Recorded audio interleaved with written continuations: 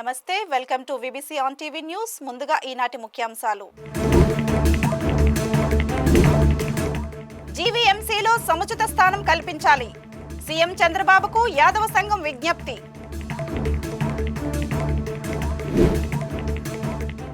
శ్రీవాణి ద్వారా స్వామి దర్శనం గొప్ప కార్యక్రమం. తిరుమలలో సినీ నటుడు సుమన్ తల్వార్ వ్యాఖ్య. అసాంఘిక చర్యలకు డ్రోన్లతో చెక్. జగ్గంపేటలో సత్ఫలితాలిస్తున్న నిఘా వ్యవస్థ. శ్రీకాళహస్తి సందర్శించిన కంచి శంకరాచార్య. గురుదక్షిణామూర్తి సన్నిధిలో ఘన సత్కారం.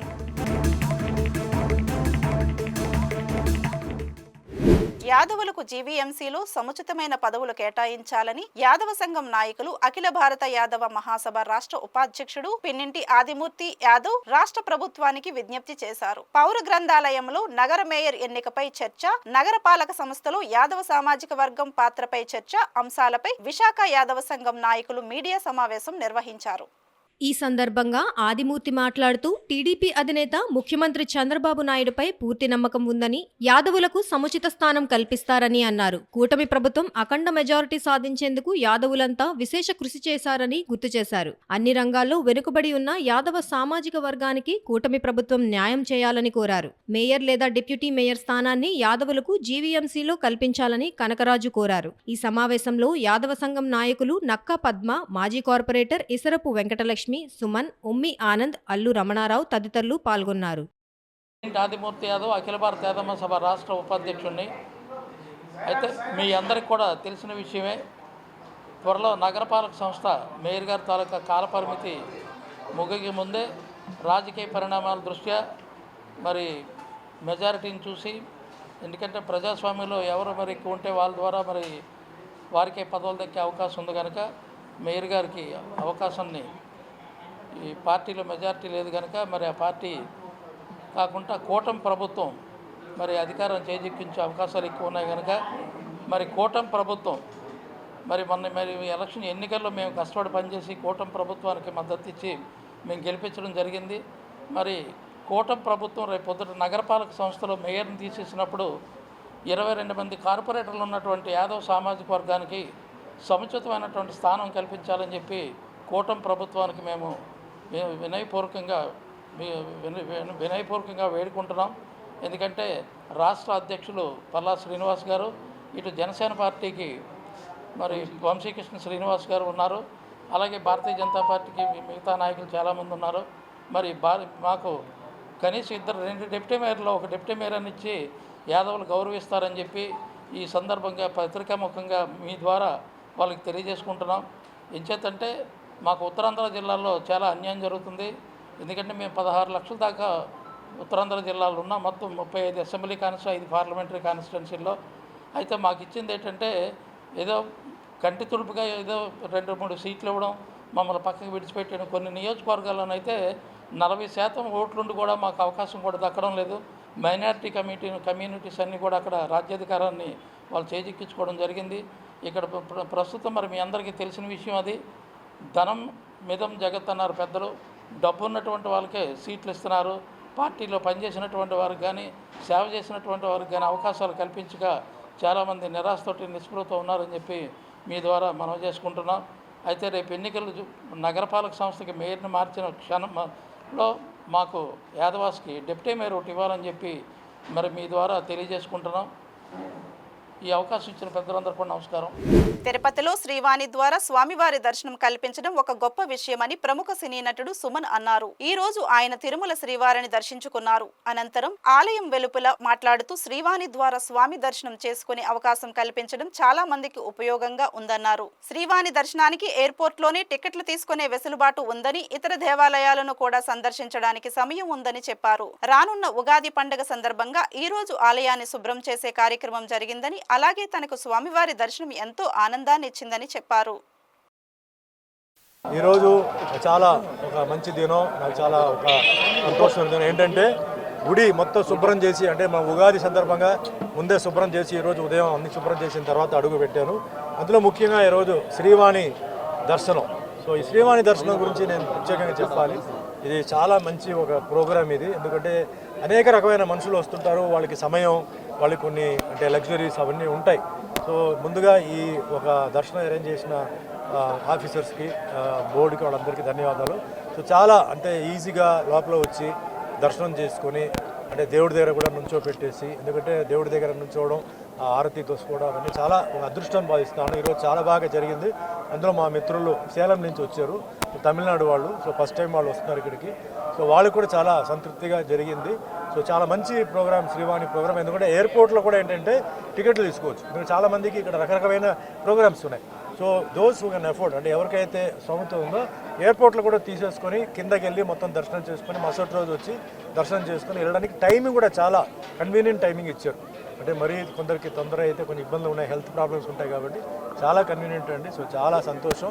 అందరికీ ఆ భగవంతుడు ఆశీర్వాదాలతో అందరూ ఉన్నత స్థాయికి ఎదగాలి, ఆ కష్టం అంతా దూరం అయిపోయి. ముఖ్యంగా మా అభిమానులందరికీ చేతులెత్తి నమస్కారం పెడుతున్నాం. మా నిర్మాతలు, దర్శకులు, టెక్నీషియన్స్ అందరూ బాగుండాలి, చాలా హ్యాపీగా ఉండాలి. ఇదే మాదిరిగా అందరూ తిరుపతికి రావడం, స్వామివారు ఆశీర్వాదం తీసుకోవడం, వాళ్ళ జీవితంలో అంటే విద్య, వైద్య, పెళ్ళిళ్ళు గిళ్ళిళ్ళు అన్నీ చక్కగా జరగాలి. భగవంతుడి ఆశీర్వాదం అందరిపై ఉండాలి, మీపై కూడా ఉండాలి. Thank you.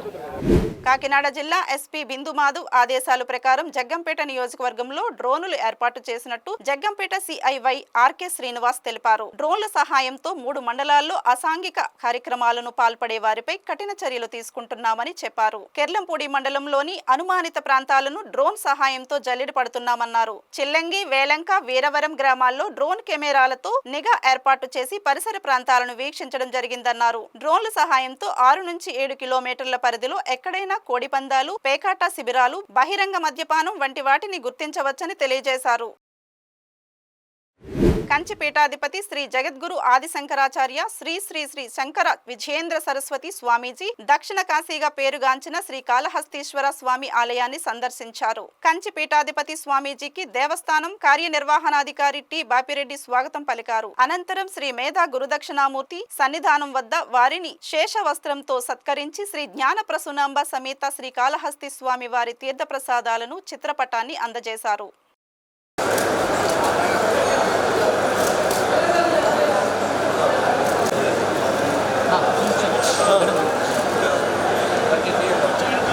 రాష్ట్రంలోనే అత్యంత ప్రతిష్టాత్మకమైన విశాఖ నగరపాలక సంస్థను గత ప్రభుత్వం పూర్తిగా గాలికి వదిలేసిందని జనసేన కార్పొరేటర్ పీతలమూర్తి యాదవ్ విమర్శించారు. అభివృద్ధి ముసుగులో వైసీపీ నేతలు అవినీతికి పాల్పడ్డారని దుయ్యబట్టారు. ప్రజలంతా కూటమి ప్రభుత్వానికి పట్టం కట్టారని, నగర అభివృద్ధి జరగాలంటే కూటమితోనే సాధ్యమనే అభిప్రాయానికి వచ్చారని చెప్పారు. చివరికి వైసీపీ కార్పొరేటర్లు కూడా గత 4 ఏళ్లుగా జరిగిన అవినీతి కార్యక్రమాలతో విసుగుపోయి కూటమి వైపే మొగ్గు చూపుతున్నారని అన్నారు. అభివృద్ధి కోసం కొందరు వైసీపీ కార్పొరేటర్లు కూటమిలో చేరుతుంటే వైసీపీ నేతలు, మాజీ మంత్రులు చంద్రబాబు నాయుడు ప్రలోభాలు పెడుతున్నారని, అసత్య ఆరోపణలు చేస్తున్నారని ఆగ్రహం వ్యక్తం చేశారు. వైసీపీ మాజీ మంత్రులు నైతికత గురించి మాట్లాడడం విడ్డూరంగా ఉందని, అలా మాట్లాడే అర్హత వారికి లేదని అన్నారు.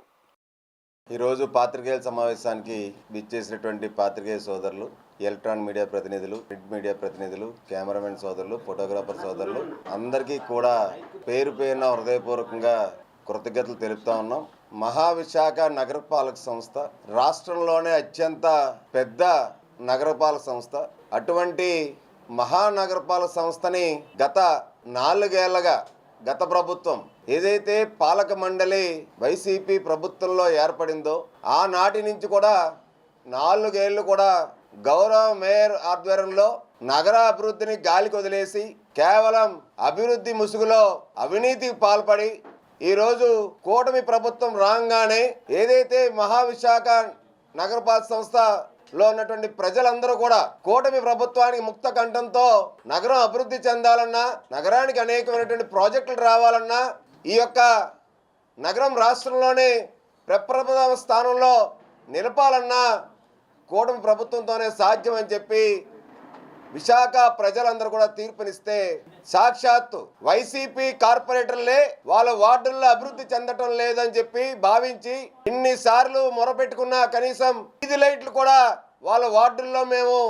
వేసుకోలేకపోయామని చెప్పి సాక్షాత్తు కౌన్సిల్ సమావేశాల్లో వాళ్ళ గోడు విలవించుకున్నప్పటికీ కూడా తమకు చెల్లించాల్సిన పెండింగ్ బిల్లులను ప్రభుత్వం వెంటనే విడుదల చేయాలని డిమాండ్ చేస్తూ విశాఖ జీవీఎంసీ గాంధీ విగ్రహం వద్ద సివిల్ కాంట్రాక్టర్లు ధర్నా నిర్వహించారు. బ్యాంకులకు రుణాలు తిరిగి చెల్లించలేక ఆస్తులు అమ్ముకోవలసి వస్తుందని వారు వాపోయారు. రాష్ట్ర వ్యాప్తంగా ప్రభుత్వం కాంట్రాక్టర్లకు 8,000 కోట్ల వరకు బకాయి పడిందని, దశల వారీగానైనా తమకు న్యాయం చేయాలని బిల్డర్స్ అసోసియేషన్ ఉపాధ్యక్షులు కాశీ విశ్వేశ్వరరావు విజ్ఞప్తి చేశారు.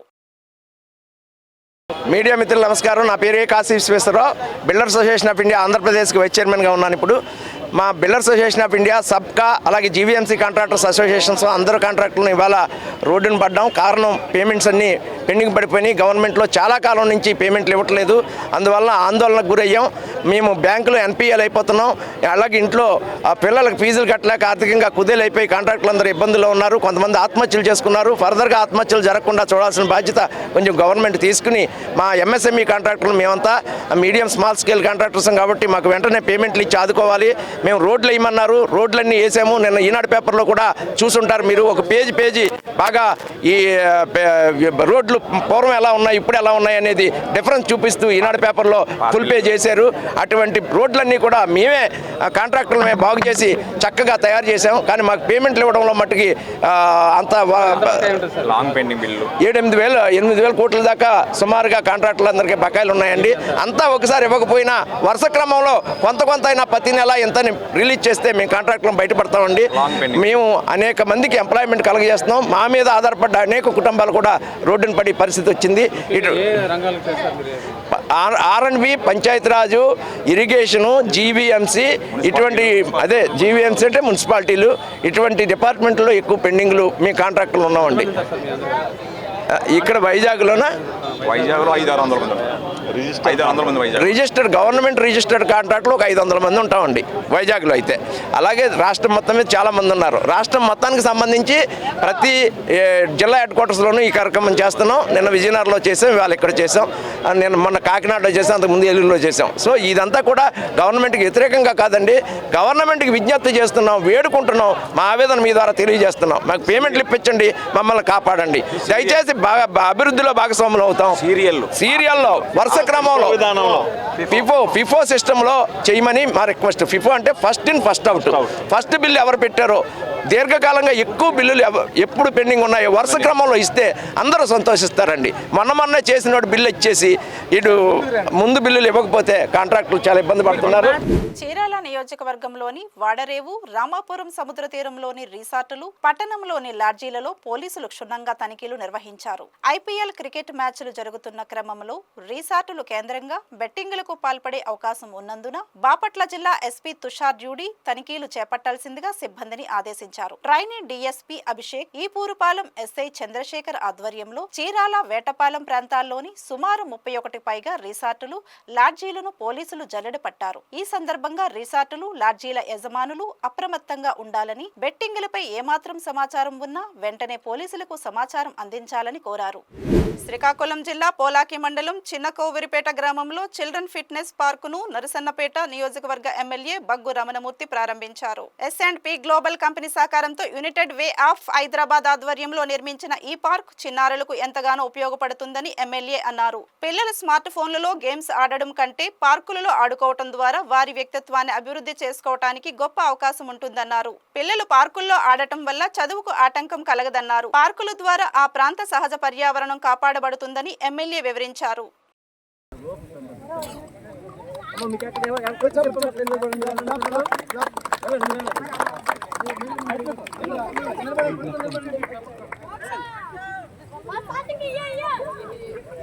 ఎస్కోట నియోజకవర్గ ఎమ్మెల్యే కోల లలితా కుమారి జన్మదిన వేడుకలు పెందుర్తిలోని లయోలా వృద్ధాశ్రమంలో ఈ రోజు ఘనంగా నిర్వహించారు. చిన్నజాకీర్ సర్పంచ్ బుద్ధ చిన్నమ్మలు, బుద్ధ అప్పలనాయుడు ఈ వేడుకలు పురస్కరించుకొని కేకు కట్ చేసి వృద్ధులకు పండ్లు, రొట్టెలు పంచడం జరిగింది. ఆశ్రమంలోని ఉన్న వృద్ధులకు మధ్యాహ్నానికి, రాత్రికి భోజనం ఏర్పాట్లు చేశారు. ఈ కార్యక్రమంలో విజయనగరం జిల్లా వేపాడ మండలం జాకీర్ గ్రామానికి చెందిన బుద్ధ అప్పలనాయుడు, సూరుబాబు, వాసుదేవరావు తదితరులు పాల్గొన్నారు.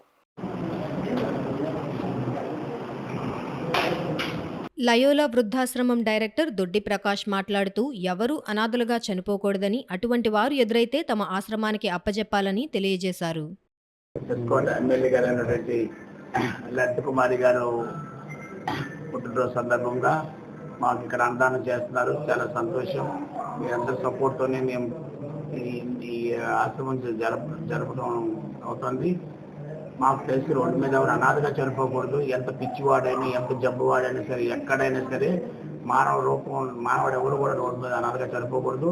అలాంటి వాళ్ళు ఎవరున్నా సరే నాకు ఇచ్చివచ్చు, నేను తీసుకుంటాను, నేను చూసుకుంటాను. నమస్కారం. Thank you very much. ఈరోజు మా శృంగవరకోట నియోజకవర్గ ఎమ్మెల్యే కోళ్ళ లలిత్ కుమార్ గారి జన్మదిన శుభాకాంక్షలు ముందుగా తెలియజేస్తూ, ఈరోజు నియోజకవర్గం మొత్తం పండుగ వాతావరణంలో ఉందండి. ఎవరు చిన్న కుల మత భేదం లేకుండా చిన్న పిల్లాడిల్లా కూడా ఆవిడ వెంటనే స్పందించి ఎవరికేం కావాలా, నాయనా నువ్వు ఎందుకు వచ్చావు, తమ్ముడు ఎందుకు వచ్చావు అని పిలిపే తప్ప రెండో రకంగా మాట్లాడే కాదండి. అంత చక్కగా మా నియోజకవర్గాన్ని చూసుకుంటున్నారు, పిల్లల్లాగా చూసుకుంటారు తప్ప రెండో విధంగా ఉండదండి. అందుకే ఆవిడ పుట్టినరోజు నిమిత్తం ఈవేళ ఇక్కడ కార్యక్రమం ఏంటంటే, ఈరోజు మధ్యాహ్నం రాత్రికి కూడా లలిత్ కుమార్ గారి పేరు మీద ఇక్కడ భోజనాలు లయోలా అనాథాశ్రమంలో భోజనాలు ఏర్పాటు చేయాలని చెప్పేసి ఏర్పాటు చేశామండి. నా పేరు బుద్ధ అప్పలనాయుడు, మా ఆవిడ బుద్ధ చిన్నమ్మలు, సర్పంచ్ ఆవిడేనండి. బుద్ధ జాకేర్ వ్యాపార మండలం జాకేర్ గ్రామ సర్పంచ్ అండి ఆవిడ. ఈ కార్యక్రమం మాకే కాదండి, లయోలా మేనేజ్మెంట్ చేస్తున్నటువంటి ప్రకాష్ గారు కూడా చాలా అభినందించాలి. ఎట్లాంటి చేతులకు నమస్కారం చేయాలో అంత మంచి కార్యక్రమం. అలాగా అంతమందిని పోషించడం అనేది చిన్న విషయం కాదండి. దాతలు ఉన్నట్టు ఉంటారు, లేని రోజు తప్పనిసరిగా 206 మంది అంతా ఉన్నట్టు లెక్కింది. ఇంతమందిని చూడడం అంటే అసామాన్య విషయం కాదు. ఆయన కూడా ప్రత్యేకమైనటువంటి అభినందనలు. కాకినాడ జిల్లా కపిలేశ్వరపురం గ్రామంలో గల ఎంపీపీ కార్యాలయంలో ఆదరణ 3పై అవగాహన సదస్సు నిర్వహించారు. ఎంపీడీఓ రత్నకుమారి ఆధ్వర్యంలో నిర్వహించిన ఆదరణ 3 అవగాహన సదస్సులో కుల వృత్తులు వారిగా అవసరమైన పనిముట్లు గురించి ఆయా కుల వృత్తులు నాయకుల నుండి తెలుసుకున్నారు. ఏ విధమైన పనిముట్లు కావాలో వాటి ధరల గురించి వివరాలను నాయకుల నుండి ఎంపీడీఓ రత్నకుమారి సేకరించారు. లబ్ధిదారులు కోరిన కంపెనీ నుండి మాత్రమే ప్రభుత్వం పనిముట్లను కొనుగోలు చేస్తుందని ఎంపీడీఓ రత్నకుమారి వివరించారు. ప్రభుత్వమే నిజమైన లబ్ధిదారులను ఎంపిక చేసి పనిముట్లు అందజేస్తుందని అమలాపురం పార్లమెంటరీ నియోజకవర్గం తెలుగుదేశం పార్టీ అధికార ప్రతినిధి పుత్సల శ్రీనివాస్ అన్నారు. ప్రభుత్వం అందజేస్తున్న పనిముట్లను సద్వినియోగం చేసుకుని ఆర్థికంగా బలోపేతం కావాలని బీసీ కుల వృత్తుల వారికి విజ్ఞప్తి చేశారు. ఈ అవగాహన సదస్సులో పరిపాలనా అధికారి రాజేంద్ర ప్రసాద్, సీనియర్ అసిస్టెంట్ సాయి, వివిధ గ్రామాల నుండి విచ్చేసిన చేనేత కార్మికులు, గీతా కార్మికులు, వడ్రంగి వృత్తి వారు, తదితర కుల వృత్తుల వారు పాల్గొన్నారు. నాయకురాములు ఉన్నారంటే డైర్స్, అదేవిధంగా కమ్మరి కార్మికులు ఉన్నారంటే కార్వింగ్ మిషన్స్ అని, కటింగ్ మిషన్స్ అని, ఇలా ప్రతిదీ కార్మిక మేస్త్రులు ఉన్నారంటే మిషింగ్ యూనిట్లు అని, వైబ్రేటర్స్ అని, రకరకాల చేనేత కార్మికులు మగ్గాలు ఉన్నాయి, పవర్ లూమ్స్ ఉంటాయి, స్టాండ్లు ఉంటాయి, డ్యూటీ మిషన్, జాకార్డ్ మిషన్స్ ఉంటాయి. ఇట్లా ప్రతి రంగం కూడా మీకు తోడ్పాటుగా ఉండేదానికి ఆ పథకం యొక్క ముఖ్య ఉద్దేశం ఇంకా ఇంప్లిమెంటేషన్ రాలేదండి. సబ్సిడీ బేస్ ఏంటన్నది ఇక్కడ ఎవరికి కూడా తెలియదు. బట్ మీరు సజెస్ట్ చేసింది, మేడం గారు చెప్పారు, మీరు సజెస్ట్ చేసింది ఎక్కువగా ఏది అవసరం దానికి ఈవేళ అవగాహన కల్పించి ఆ రిపోర్ట్ పైకి పంపిస్తుంది. తర్వాత లబ్ధిదారుల ఎంపిక ప్రక్రియ తర్వాత వస్తుంది. అందువల్ల నేను చేయాలంటే లబ్ధిదారుల మీటింగ్ అనుకున్నాం మేడం గారు మేము. బట్ అది పెట్టారైతే మండల స్థాయిలోకి 1000-1200 మంది వచ్చేస్తారు. బట్ ఇది కాకుండా మళ్ళీ 2 రోజుల ముందు మళ్ళీ సడన్గా మార్చేది ప్రోగ్రామ్ ముందే అనుకున్నాం, మళ్ళీ ఈ రోజు పడింది. సో ఈ పథకంలో భాగంగానే మిమ్మల్ని కోరబెట్టడం, మీరు రావడం, మీ అందరూ వచ్చి ఇక్కడ హాజరవడం చాలా ఆనందకరం. అవగాహన తెలుసుకున్నారు. దాన్ని బట్టి కొన్ని రాసాము, లిస్ట్ రాయటం జరిగింది. మేడం గారు బై మిస్టేక్ మర్చిపోయాను, అది నేను ఇంకోటి పంపిస్తాను.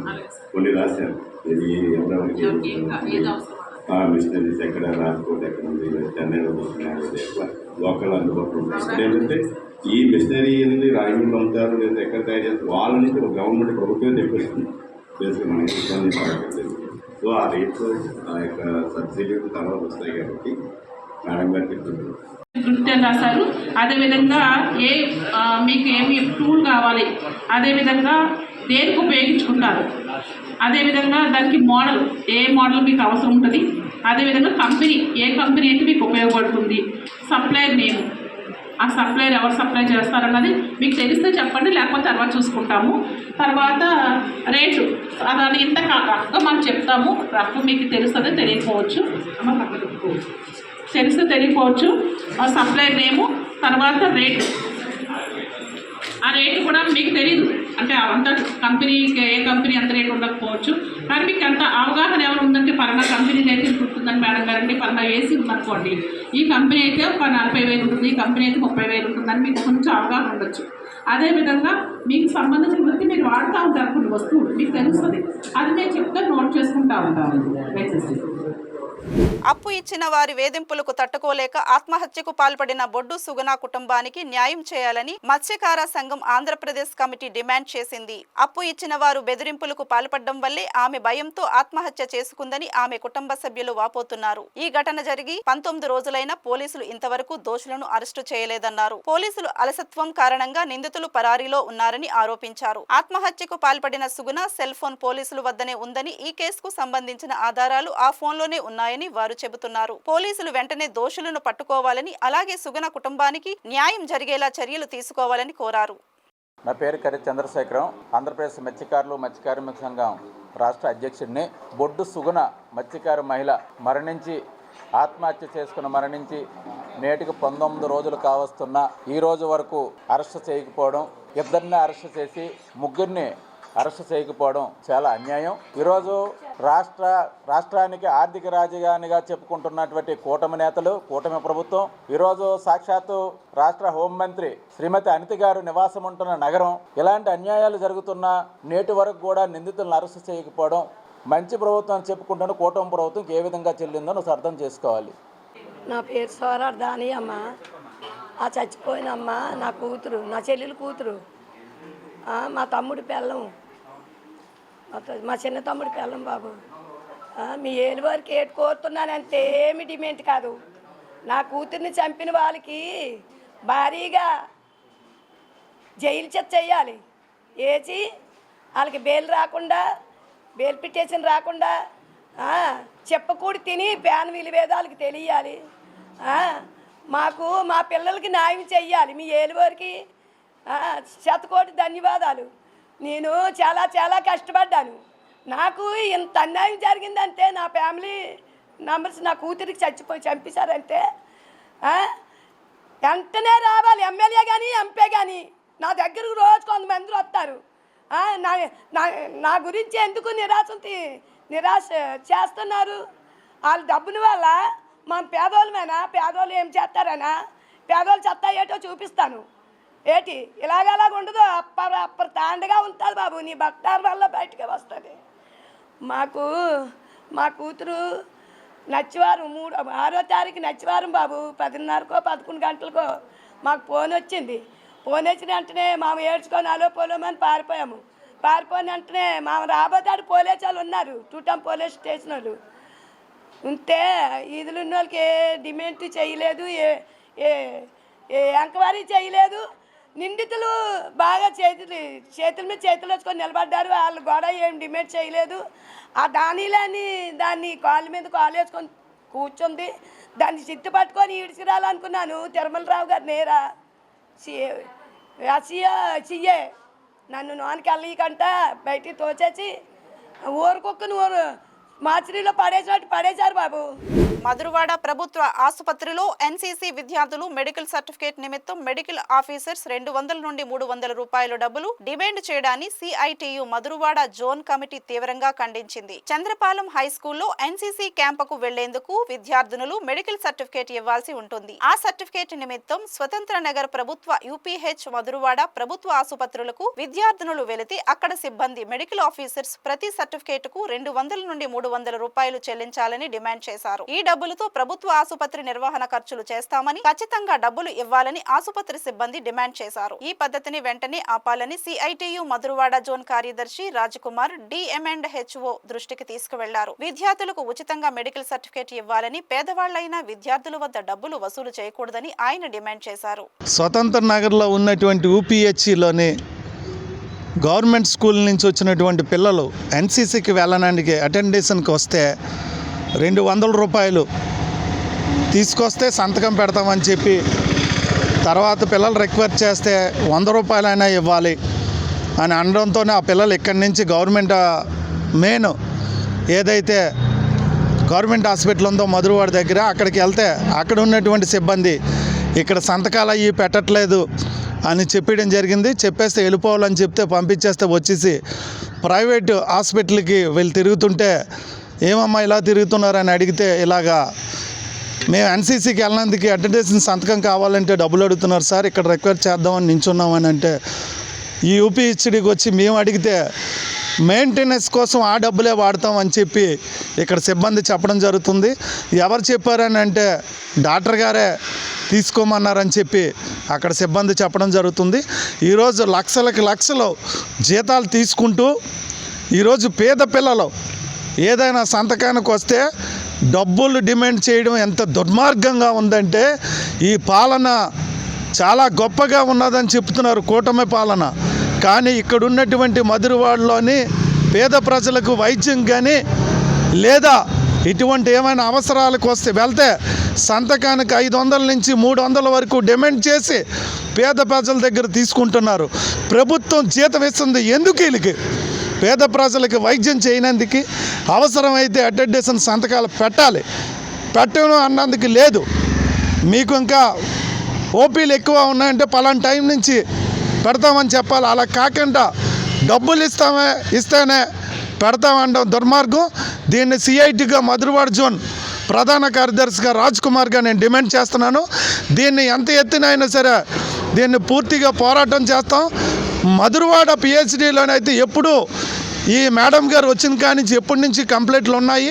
కంప్లైంట్లు లేకంటే ఏమీ లేవు. డబ్బులు ఇస్తే సంతకం పెట్టడం అనేది చాలా దుర్మార్గం. ఇప్పటికైనా సరే దీన్ని తీవ్రత మార్చుకోవాలని ఆందోళన చేస్తామని విజ్ఞప్తి చేస్తున్నాం. గండేపల్లి మండలం జడ్ రాగంపేట గ్రామ పంచాయతీ కార్యాలయం వద్ద గ్రామ సర్పంచ్ కందుల చిట్టుబాబు అధ్యక్షతన మహాత్మా గాంధీ జాతీయ ఉపాధి హామీ పథకం సామాజిక తనిఖీ గ్రామ సభ నిర్వహించారు. P4 సర్వేపై గ్రామ సభ కార్యక్రమంలో పేదరిక నిర్మూలన అరికట్టాలని ఉద్దేశంతో సర్వే నిర్వహిస్తున్నామని సర్పంచ్ చిట్టుబాబు తెలిపారు. ఈ సర్వేలో మంచినీరు, current connection, gas, bank account, కుటుంబంలో సంపాదించే వ్యక్తి ఉన్నారా లేదా అనే అంశాలను పరిగణలోకి తీసుకొని నిజంగా ఈ సదుపాయాలు ఏవీ లేని వారి జాబితా తయారు చేసి గ్రామ సభలో చదివి వినిపిస్తామని ఆయన వివరించారు. నిజమైన పేదవారిని గుర్తించి ప్రజలు ప్రైవేటు ప్రభుత్వ పార్ట్నర్షిప్ పేదవారిని గ్రామంలోని ధనిక ప్రజానికం సహాయంతో పేదరికం నుండి పైకి తీసుకురావటం జరుగుతుందన్నారు. ఈ సందర్భంగా 100 రోజుల పని దినాలను తప్పనిసరిగా ఉపయోగించుకోవాలని ఆయన తెలియజేశారు. ఈ వార్తలు ఇంతటితో సమాప్తం. మరిన్ని విశేషాలతో మళ్ళీ కలుద్దాం.